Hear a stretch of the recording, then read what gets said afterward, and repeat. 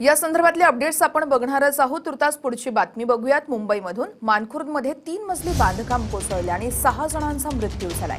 रेस्क्यूसाठी NDRF, अग्निशमन दल घटनास्थळी दाखल झालंय। स्थानिक नगरसेवक नवनाथ वन यांच्याकडून घटनास्थळाची पाहणीही करण्यात आली आहे, तर भाजपचे नेते गिरीश महाजन यांनी देखील घटनास्थळी जाऊन पाहणी केलेली आहे। मानखुर्दमधली ही घटना आहे। 3 मजली बांधकाम कोसळलंय। काल रात्रीपासून मुसळधार असा पाऊस पडतोय आणि याच पावसामध्ये हे 3 मजली बांधकाम कोसळलेलं आहे। 6 जणांचा दुर्दैवी या ठिकाणी मृत्यू झालेला आहे। स्थानिक नगरसेवक नवनाथ वन यांच्याकडून घटनास्थळाची पाहणी करण्यात आली आहे। मुंबईच्या मानखुर्दमधली ही संपूर्ण घटना आहे।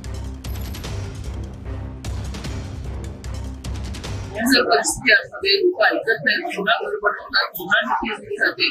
त्या ठिकाणचे काही कॉन्ट्रॅक्टर असतात किंवा तिकडचे काही असे लोकल लोक असतात, त्यांच्या मदतीने अशी घरं बनवून देतात। पण अशा पद्धतीने घरं बनवून आज जे झालं ते फार वाईट घटना झालेली आहे आणि कुटुंबाला मिस्टरांना त्या ठिकाणी भेटले, पण त्यांची परिस्थिती फार वाईट आहे आणि त्यांची तब्येत पण त्या ठिकाणी खराब झालेली आहे। अशी वाईट ही सगळी कलेक्टर लँड आहे।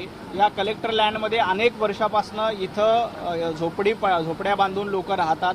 खरं तर मुंबईमध्ये 2 मजली 3 मजली झोपड्या बांधणं इलिगल आहे, अनधिकृत आहे। तरी देखील काही ठिकाणी अशा पद्धतीने 3-3 मजल्याच्या झोपड्या बांधून लोक राहतात।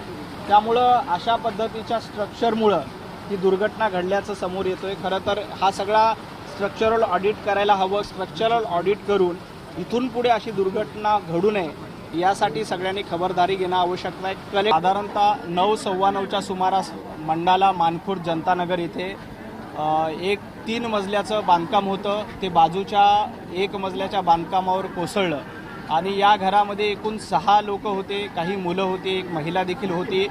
जशी माहिती मिळाली मी तातडीनं घटनास्थळी पोहोचलो। अग्निशमन दल असेल, मुंबई महापालिकेचे अधिकारी असतील, हे देखील घटनास्थळी दाखल झाले। साधारणतः 9:30 वाजल्यापासून रेस्क्यू ऑपरेशन सुरू होतं। मोठ्या प्रमाणात राडारोडा, मलबा आणि रॉड त्या लोकांच्या अंगावर कोसळल्यामुळे दुर्दैवानं 6 लोकांचा मृत्यू झाल्याची आता माहिती हॉस्पिटलमधनं कळते। अगदी 12-12 फुटाचे रूम करून एकावर एक 3-3 मजले या ठिकाणी लावलेले आहेत। अँगलवर ते सगळे उभे आहेत।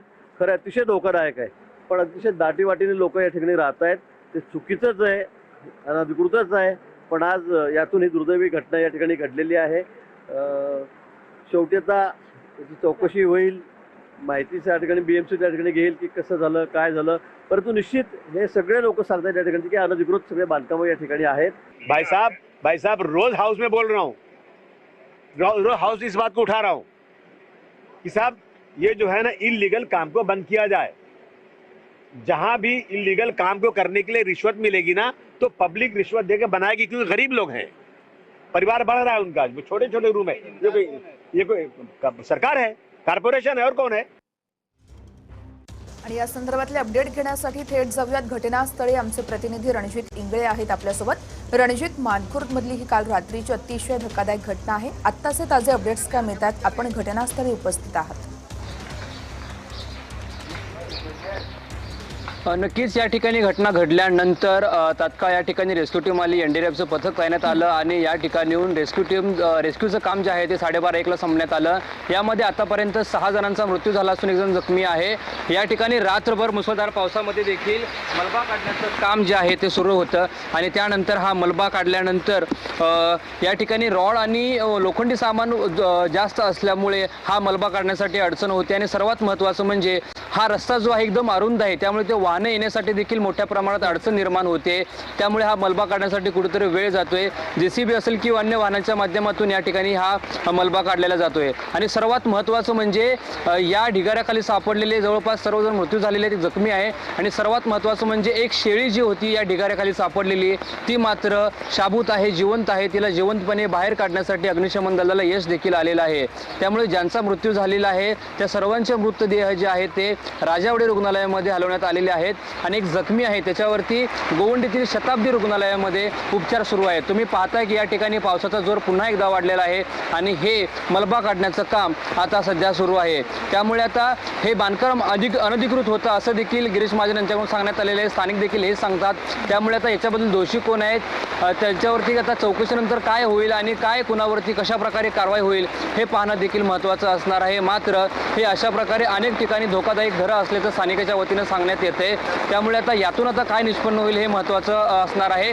तुम्ही हे घर बाजूला पाहताय, बाजूला एक हे घर आहे आणि या घरामध्ये जे राहणार आहेत त्यांच्या वतीनं असं सांगण्यात आलेलं आहे की हे जे घर होतं हे सकाळीच खाली करण्यात आलेलं आहे. म्हणजे या जे घर पडलेलं आहे 3 मजली त्याचा स्लॅब पडण्यासाठी अगोदरपासून सुरुवात झालेली, मात्र सकाळी सर्व भाडेकरूंनी घर खाली करण्यात आलं आणि संध्याकाळी ही दुर्दैवी घटना घडलेली आहे. बाजूलाच असणाऱ्या झोपड्यावरती हे पडल्यानंतर यामध्ये 5 जे लहान मुलं आहेत त्यांचा दुर्दैवी मृत्यू झालेला आहे आणि एक महिला आहे 32 वर्ष तिचा देखील दुर्दैवी मृत्यू झाला असून एक पुरुष जो आहे तो जखमी आहे त्याच्यावरती उपचार सुरू आहेत. त्यामुळे आता या संपूर्ण चौकशीतून काय समोर येईल, याच्यामध्ये दोषी कोण आहेत आता हे पाहणं महत्त्वाचं असणार आहे. आणि अशा प्रकारे घटना घडू नये, जे अनधिकृत बांधकाम होते ते थांबवण्यासाठी पालिका कोणता प्रयत्न करेल हे पाहणं महत्त्वाचं असणार आहे. काल अबू आझमी बोलत होते, ते बोलले की असे होऊ देऊ नका आणि त्यांच्यावरती कठोर कारवाई करा, एक वेगळा कायदा निर्माण करा. यासाठी संपूर्णपणे मुंबई महानगरपालिका जबाबदार आहे असं देखील अबू आझमी यांच्या वतीने सांगण्यात आलेलं. मात्र सध्या तरी या घटनास्थळी मलबा हटवण्याचं काम सुरू आहे. निश्चितच रणजित, या घटनेसंदर्भातले सगळे अपडेट्स आपल्याकडून घेत राहू. आज धन्यवाद दिलेल्या माहितीसाठी. पुढचे 3-4 दिवस